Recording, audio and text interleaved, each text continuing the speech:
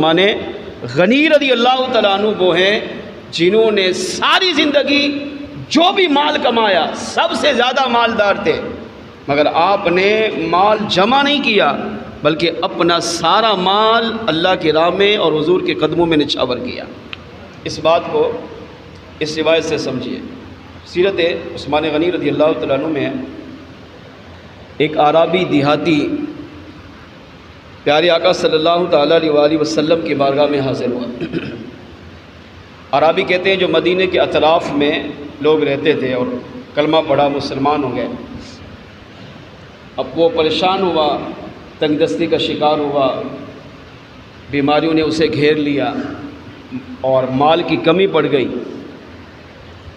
تو اطراف سے سفر کر کے مدینے پہنچا اور پیارے آقا صلی اللہ تعالیٰ علیہ وآلہ وسلم کی بارگاہ میں حاضر ہو کر اس نے سوال عرض کیا، یا رسول اللہ صلی اللہ تعالیٰ علیہ وسلم، میں غریب ہوں، مفلس ہوں، محتاج ہوں، کئی دن کا فاقہ ہے اور بے روزگاری ہے، مال نہیں ہے، آپ کچھ عطا کر دیجئے۔ پیارے آقا صلی اللہ تعالیٰ علیہ وآلہ وسلم کی عادت کریمہ تھی کہ سرکار کی بارگاہ میں جو بھی آتا حضور اسے نواز دیتے۔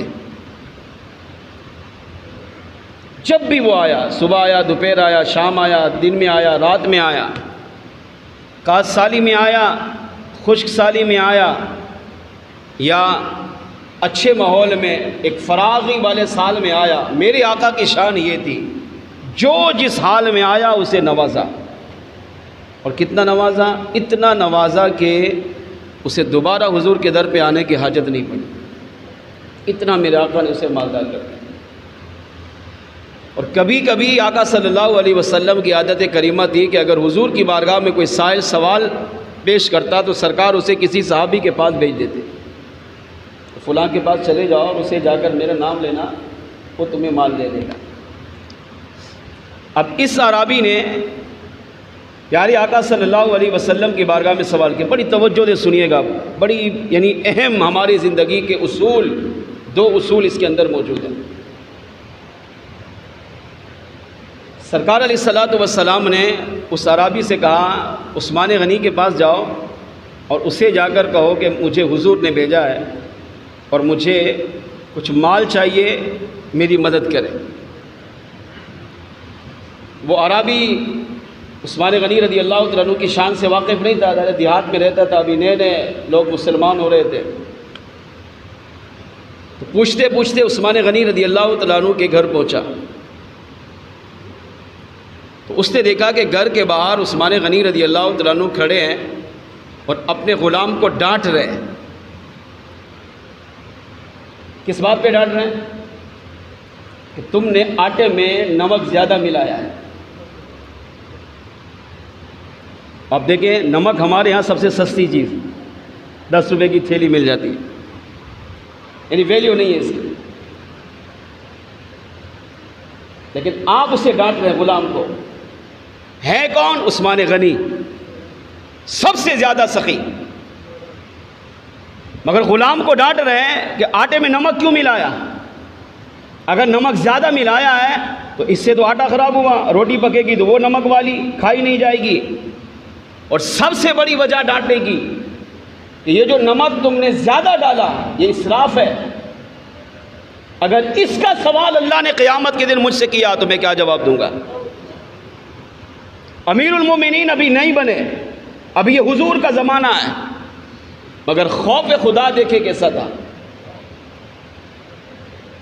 یہاں پر بہت سیکھنے کی باتیں، وقت اجازت نہیں دیتا مجھے، ہم تو پتہ نہیں کتنا کھانا برباد کر دیتے ہیں، ضائع کر دیتے ہیں، پھر کہتے ہیں کہ تنگ دستی ہے، بے روزگاری ہے، برکت نہیں ہو رہی، مال آ رہا ہے، کہاں جا رہا ہے پتہ ہی نہیں چل رہا۔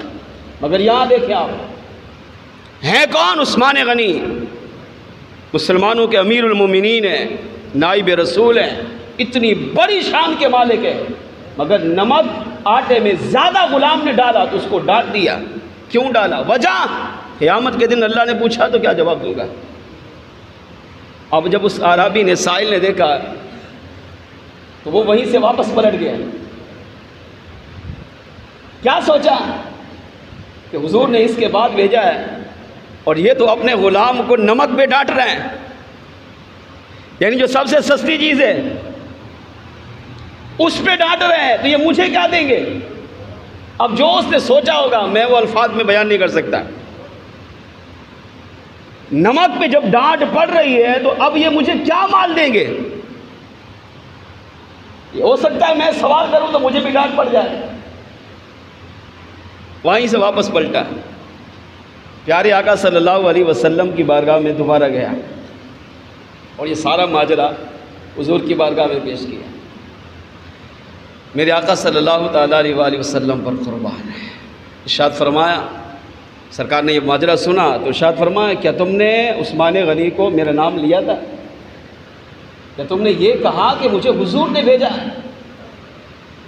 اس نے کہا مجھے بات کرنے کی ہمت ہی نہیں ہوئی، جب وہ نمک پہ اتنا ڈانٹ رہے ہیں تو اب مجھے ہمت ہی نہیں ہوئی کہ میں بھی آگے بڑھ کر 10 سے سوال کروں، تو میں تو وہیں سے واپس پلٹ آیا۔ آقا علیہ السلام نے ارشاد فرمایا، دوبارہ اس کے پاس جاؤ، عثمان غنی کے پاس جاؤ اور اسے میرا نام لو، اتنا کہو کہ مجھے حضور نے بھیجا ہے، بس۔ نبی سے محبت اسے کہتے ہیں، نبی کی اطاعت اسے کہتے ہیں، نبی سے سچا پیار اسے کہتے ہیں، نبی سے سچی وفا اسے کہتے ہیں۔ اب وہ اعرابی دوبارہ گیا عثمان غنی رضی اللہ تعالیٰ عنہ کی بارگاہ میں، جب قریب گیا تو دیکھا آپ ایک دوسرے غلام کو پھر ڈانٹ رہے ہیں۔ کس بات پر؟ غلام کو قریب بلایا اور کہا کہ تم نے دیے کے اندر تیل ڈالتے ہوئے اتنا ڈال دیا کہ وہ دیا بھی بھر گیا اور کافی سارا تیل نیچے بھی گر گیا، اس پر ڈانٹ رہے تھے۔ اب یہ غلام یہ ساری ان کی گفتگو اور منظر اپنے آنکھوں سے دیکھ رہا ہے۔ اب پھر یہ سوچنے لگ گیا کہ جو غلام کو تھوڑے سے تیل گرنے پر ڈانٹ رہا ہو وہ مجھے کیا دے گا؟ دیا پہلے جب لائٹ نہیں تھی تو یہ جلایا جاتا تھا تیل ڈال کر، اور روئی اس میں رکھی، پھر اس کو جلاتے تھے اور اس سے روشنی کی جاتی تھی۔ تو غلام نے وہ ڈالتے ہوئے کچھ زیادہ ڈل گیا، تو جب وہ ڈبی بھر گئی تو تیل نیچے گرا زمین پر، تو اب ظاہر ہے وہ تو ضائع ہو گیا۔ تو آپ نے غلام کو ڈانٹا کہ یہ تیل جو تم نے گرایا ہے اس کا حق کون ادا کرے گا؟ حقیقت اس میں راد یہ تھا کہ اگر اس کے بارے میں اللہ نے مجھ سے پوچھا میں کیا جواب دوں گا؟ غلام نے دیکھا، کہا جو اپنے غلام، اس نے سوچا، اپنا ہی دماغ بنایا کہ جو تیل گرنے پر ڈانٹ رہا ہو تو وہ مجھے کیا دے گا؟ اب یہ عثمان غنی رضی اللہ تعالیٰ عنہ کی بارگاہ میں حاضر نہیں ہوا، پھر وہیں سے الٹے پاؤں واپس پلٹا اور سرکار کی بارگاہ میں حاضر ہو گیا اور سارا واقعہ جا کر حضور کی بارگاہ میں سنایا۔ عرض کیا آقا وہ تو غلام کو تیل کے گرنے پر اتنا ڈانٹ رہے تھے تو مجھے کیا دیتے؟ تو میرے آقا علیہ السلام پر قربان، ارشاد فرمایا کیا تم نے اس کے پاس جا کر میرا نام لیا؟ عرابی نے کہا آقا میں نام کیسے لیتا، مجھے تو بات کرنے کی ہمت ہی نہیں ہوئی۔ آقا صلی اللہ تعالیٰ علیہ وآلہ وسلم نے ارشاد فرمایا تم دوبارہ جاؤ۔ اب یہاں دیکھیں بہت سیکھنے کو ہے، سرکار خود چاہتے تو دے سکتے تھے، تیسری مرتبہ حضور اس کو بھیج رہے ہیں۔ سوچیں اگر ہمارے ساتھ ایسا ہو، ہم ایسا کریں، ہم تو دوسری بار بھی نہیں جائیں گے، بلکہ الٹا ناراض ہوں گے، 100 باتیں بھی بنائیں گے، برا بلا بھی کہیں گے اس کو، اور ناراض ہو کر واپس پلٹ جائیں گے۔ لیکن آقا صلی اللہ تعالیٰ علیہ وآلہ وسلم پر قربان، حضور کچھ سکھا رہے تھے، کائنات کے مالک ہو کر، مختار مصطفیٰ ہو کر بھی امت کو کچھ پیغام دے رہے تھے۔ ارشاد فرمایا میرے غلام میرے عثمان کے پاس دوبارہ جا اور اسے جا کر اتنا کہے کہ مجھے حضور نے بھیجا، بس۔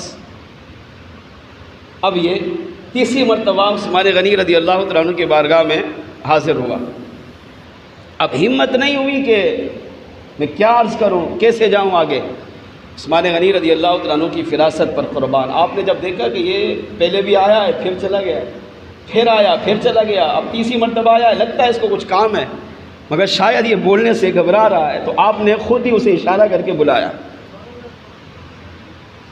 اب یہ ڈرتے ڈرتے قریب گیا، کیونکہ 2 دفعہ ڈانٹ دیکھ چکا تھا، تو اب ڈر رہا تھا کہ شاید مجھے بھی ڈانٹ پڑے گی۔ تو آپ نے اسے قریب بلایا اور پوچھا کہ میں دیکھ رہا ہوں کہ آپ تیسری مرتبہ آ رہے ہیں، خیریت تو ہے؟ کہاں کے رہنے والوں؟ کہا دیہات کا عرابی ہوں، مدینے کے اطراف سے آیا ہوں۔ خیریت؟ کیا کام تھا؟ کہا حضور کی بارگاہ میں حاضر ہوا۔ اب جب حضور کا نام لیا نا تو سبحان اللہ، عثمان غنی رضی اللہ تعالیٰ عنہ بالکل سنجیدہ ہو گئے۔ میری آقا کی بارگاہ میں آئے؟ کہا ہاں۔ فوراً پوچھا حضور نے کیا فرمایا؟ غلام نے کہا حضور نے آپ کی طرف بھیجا ہے۔ حضور نے آپ کے پاس بھیجا ہے۔ اب کیوں بھیجا نہیں پوچھا، سمجھ گئے عرابی ہے، دیہاتی ہے، غریب مفلس لگ رہا ہے بظاہر، تو ظاہری بات ہے یہ حضور کی بارگاہ میں کچھ مانگنے کے لیے آیا، مگر آقا صلی اللہ علیہ وسلم کونین کے مالک ہونے کے باوجود حضور نے میری طرف بھیجا ہے، تو سمجھ گئے اور اس کا ہاتھ پکڑا، اپنے گھر لے کر گئے اور جس کمرے میں خزانہ رکھا تھا اس کا دروازہ کھولا اور ارشاد فرمایا یہاں سے جتنا لے کر جانا جا سکتے ہو لے جاؤ، جو بھی اٹھاؤ گے وہ سارا تمہارا ہوگا، ایسے سمجھ لو میں نے اسے اللہ کی راہ میں وقف کر دیا ہے۔ اب جب یہ جملہ کہا تو وہ بڑا حیران ہوا، یعنی میں اپنے الفاظ میں کہوں پاؤں سے زمین نکل گئی، ہکا بکا ہو گیا، کہا یہ کیا؟ میں تو کیا سوچ کر آیا تھا اور یہ آگے کیا میرے ساتھ منظر پیش کر رہے ہیں؟ تو اب وہ جھجک رہا ہے، گھبرا رہا ہے۔ آپ نے فرمایا گھبرا کیوں رہا ہو، اندر داخل ہو، جو بھی اٹھانا ہے اٹھاؤ، جو تمہاری طاقت میں تم اٹھا سکو سارا لے جاؤ، اگر تم سب کچھ بھی لے جاؤ گے تب بھی میں تمہیں نہیں روکوں گا، کیوں؟ کیونکہ تجھے میرے حضور نے بھیجا ہے۔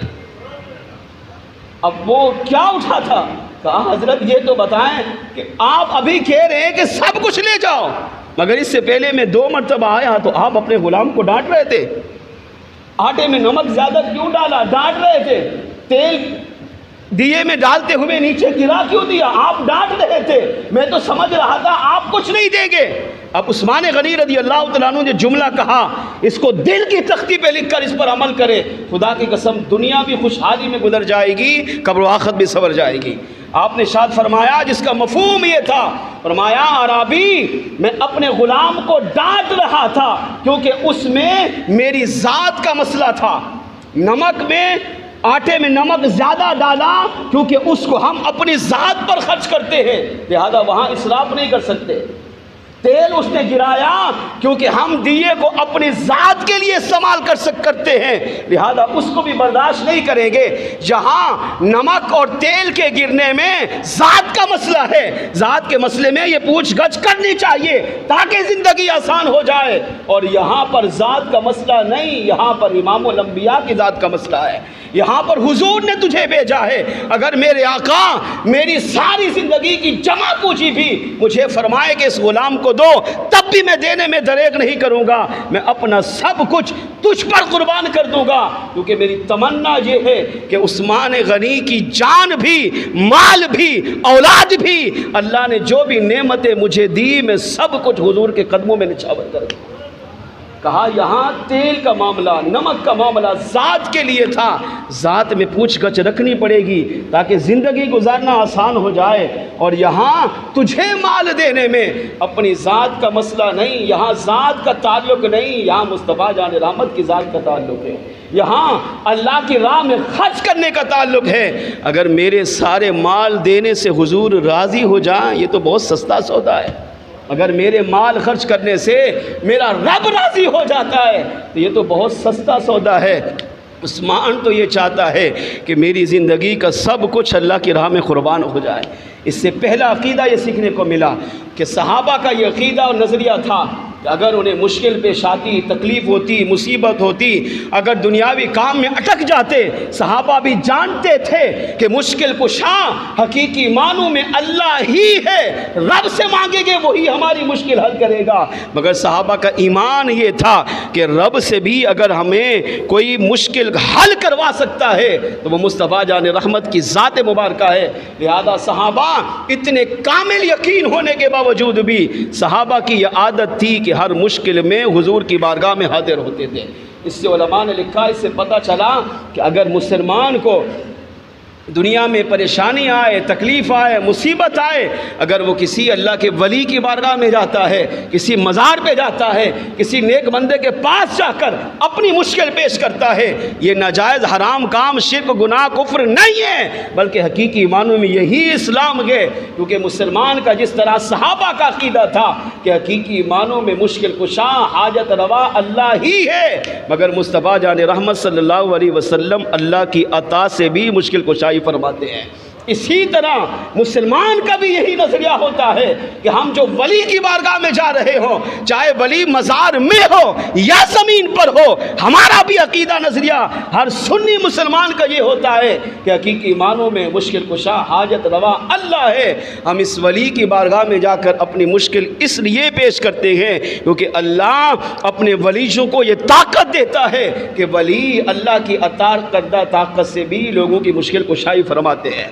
اس سے یہ بھی عقیدہ ملا کہ سیدنا عثمان غنی رضی اللہ تعالیٰ عنہ نے ہمیں زندگی کے دو اصول دیے کہ جب مال اللہ تمہیں دے، مال اللہ کی نعمت ہے، پہلے یہ دیکھنا کہ میں کما کہاں سے رہا ہوں، حلال ہے یا حرام، حرام ہو تو چھوڑ دینا، اگر حلال ہے تو کمانا، حلال مال کمانا کوئی منع نہیں ہے، چاہے انسان کروڑ پتی، ارب پتی، کھرب پتی کیوں نہ بن جائے، حلال مال کمانا بالکل جائز ہے، مگر یہ دیکھنا جب اس حلال مال کو اپنی ذات پہ خرچ کرو تو میانہ روی اختیار کرنا، نہ بالکل کم کہ مصیبت میں پڑ جاؤ، نہ اتنا زیادہ کہ گناہ میں پڑ جاؤ، میانہ روی رکھ کر جب مال اپنی ذات پر، اپنے اہل خانہ پر خرچ کرو گے، اللہ تمہیں کشادگی والی زندگی عطا فرمائے گا۔